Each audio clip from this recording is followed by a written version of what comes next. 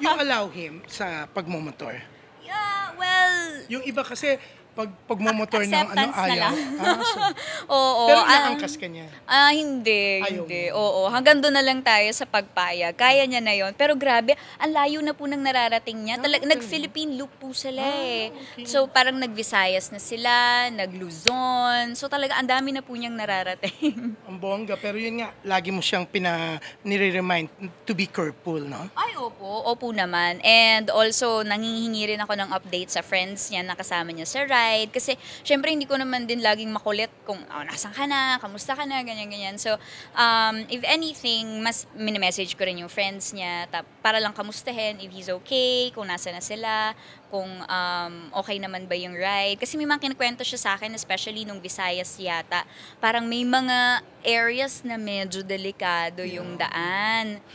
Parang 24 hours silang nag-ride nung araw na yon. So, yun lang. Medyo, syempre, kinabahan ako, pero I'm so happy dahil sobrang happy siya sa achievement niya. Dahil isa na siyang, ano pang tawag? Ironman Elite. Ang bongga. Yes.